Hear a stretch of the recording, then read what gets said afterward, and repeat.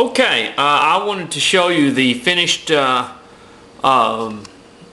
flying duck that I did. Now, I have to admit, I am not a duck connoisseur. You think a guy that hunted ducks most all his life and as a young man would be a duck connoisseur, but I'm not, especially when it comes to carving. But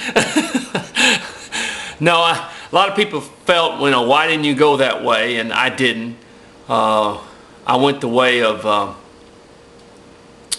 figure carving, which I'm glad I did. I mean, there's just so many ways you can carve a duck, I guess, but there's a lot of ways you can carve figures, and I think that was what appealed to me as far as figure carving.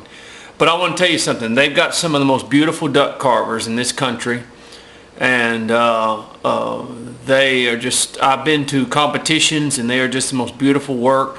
But that's not what we're doing here. This is the little flying duck. Now, as you can see, I conservatively painted him. There was not any detail or anything like that, as you can see on his back and stuff like that.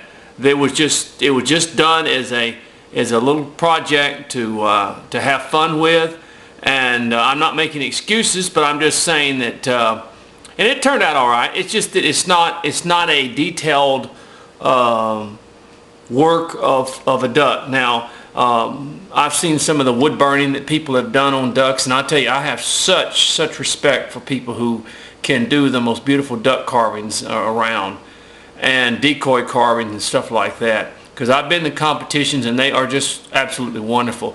But they are so intricate and so detailed that they judge on a feather here or a feather there. That's unbelievable. It really is. But that was not what this project was meant to be. This project was simply meant to have a good time, and you see the way that I put it on its base, in other words, and it even wiggles a little bit. So, and that's what you want, just kind of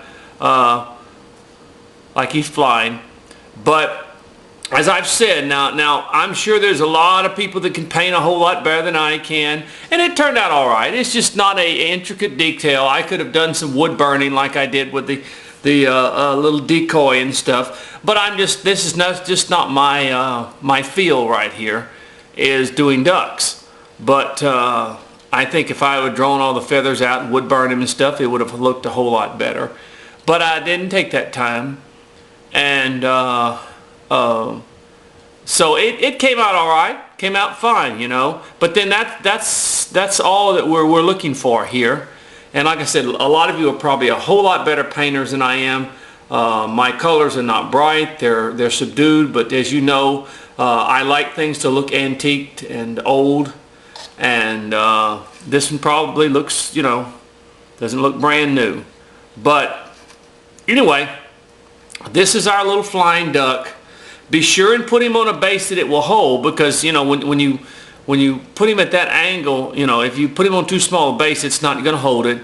I just put him on this little base here that I had, and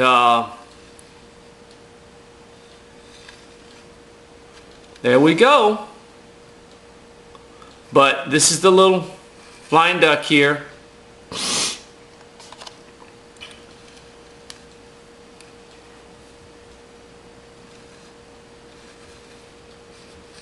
See it from the side or whatever. But that's the project, and it's been a fun project, in other words. But like I said, if you really want to get into doing detail, the book has the detail that you could do. The Hillerman carves beautifully, and he paints beautifully too. And I think that's the whole key of a duck carver, is the finishing details with the feathers and everything like that, because I know in the competitions that's what it was. So that's our little flying duck. Nothing special, just a good beginner's project to hone your carving skills. And God bless you now. It's been a lot of fun, and happy carving.